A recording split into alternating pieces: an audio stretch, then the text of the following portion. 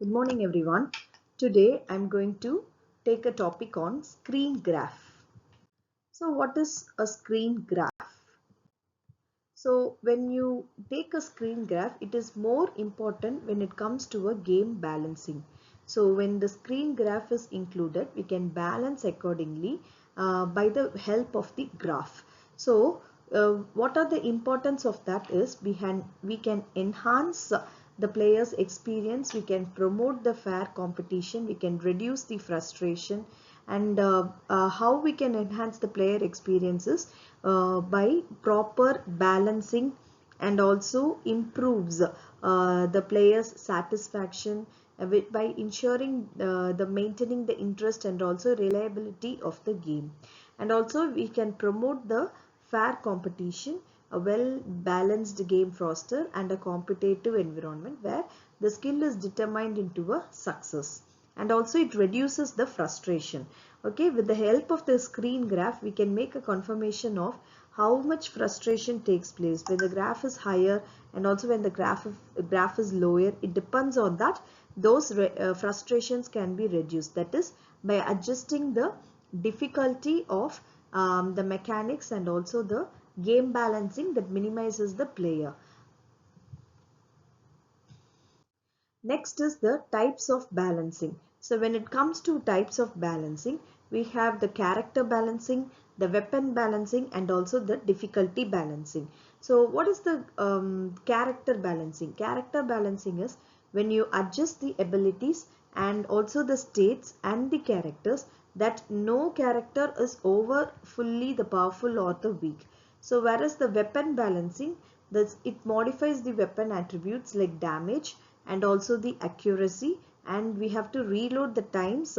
Those and all will encourage the varied gameplay and also the styles. And when it comes to the difficulty balancing, adjusting the overall difficulty game, which makes into a different path. So in this way the screen graph will get balanced to each other and will fix a game as per the developers.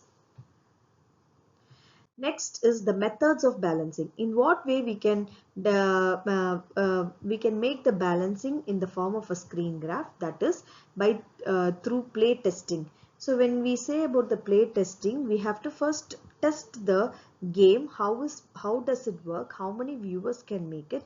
Whether it's a single player or multiplayer, all those details will be collected in the testing form.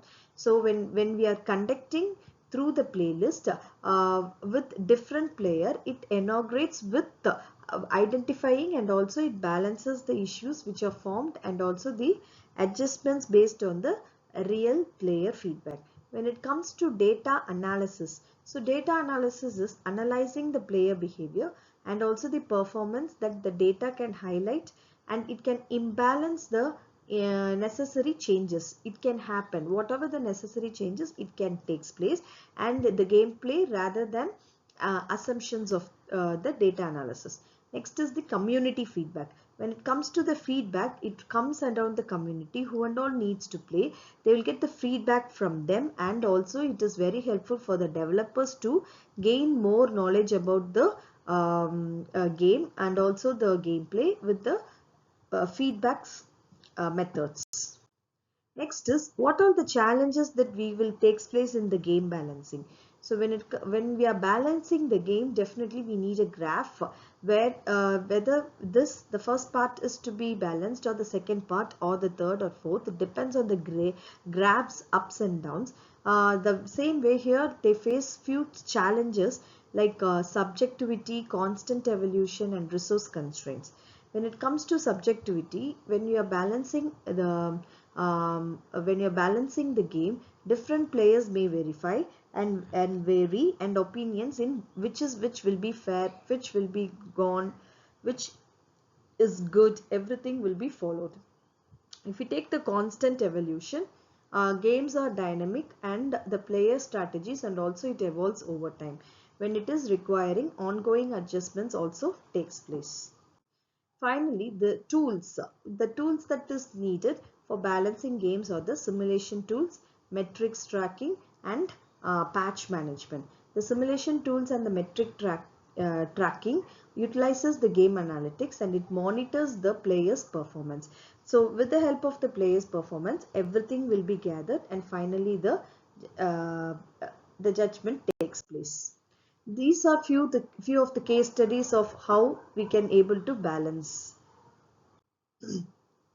The future trends in balancing is by AI and machine learning, and by through player centric approaches, and also through dynamic and balancing systems.